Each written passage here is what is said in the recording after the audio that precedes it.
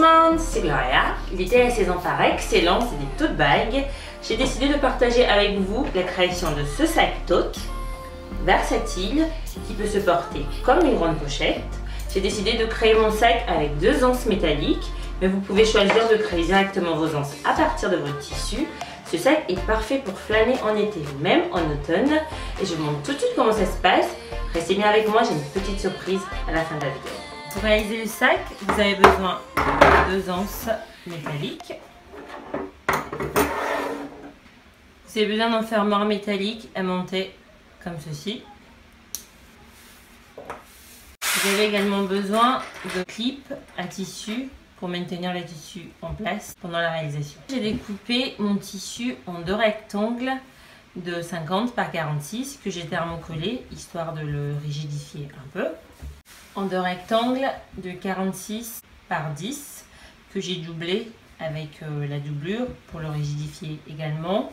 En 2 petits rectangles de 12 par 12 cm que j'ai également doublé, qui serviront de support pour poser l'anse métallique. Et pour la doublure de rectangle de 46 par 43 cm.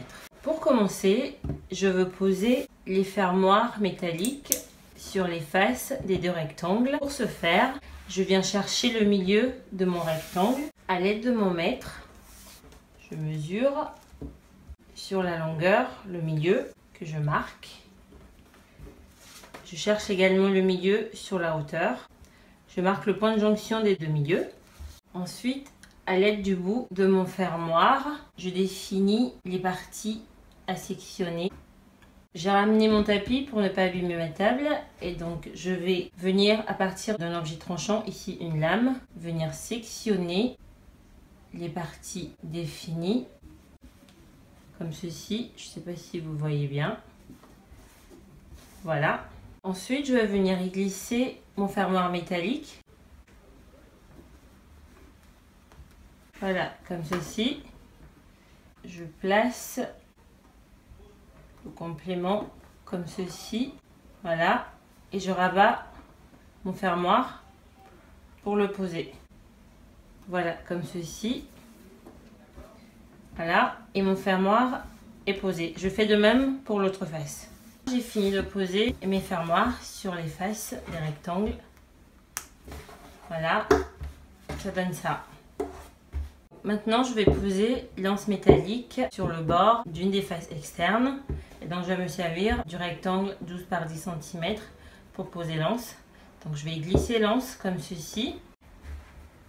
Et donc, je vais chercher le milieu de ma face. Je cherche le milieu de ma face. Voilà, comme ceci.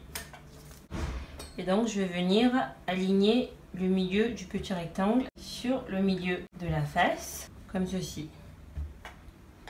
Donc, je vais venir ensuite poser endroit contre endroit mon rectangle. Et je pince le tout avec les petites pinces pour maintenir en place.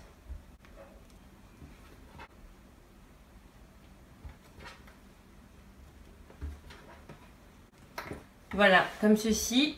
Et je fais une couture comme ceci. Et donc ensuite, je vais rabattre cette partie à l'intérieur. Et je fais une surpiqûre sur la longueur.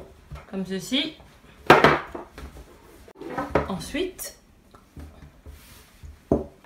je ramène l'une des faces de la doublure que je pose endroit contre endroit sur les bords du rectangle et je pince le tout comme ceci. Voilà, et je passe les bords à la machine. Voilà, comme ceci. Vous devez arriver à ce résultat.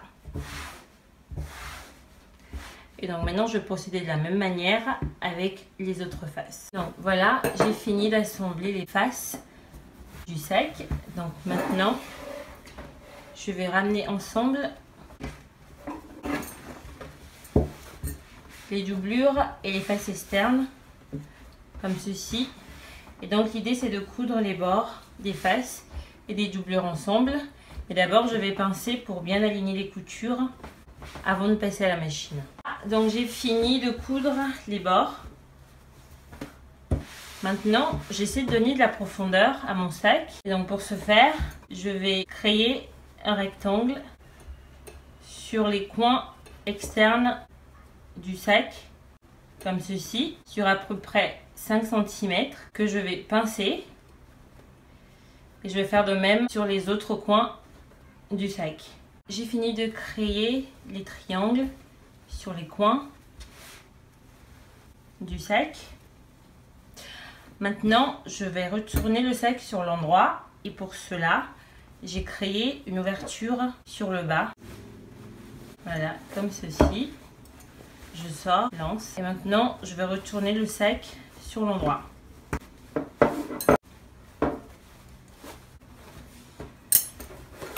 Voilà. Maintenant, je vais me servir de l'ouverture pour retourner le tout.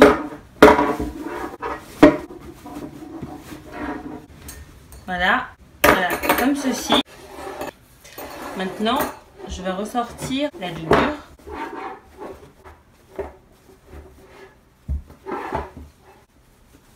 Et donc, je vais refermer la doublure avec une couture, puis ensuite reglisser le tout à l'intérieur. J'ai fini de fermer ma doublure. Maintenant, je vais la reglisser à l'intérieur du sac.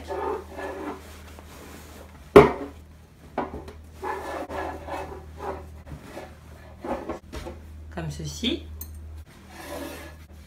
Et mon sac est terminé. Donc, voilà comment réaliser ce sac tote.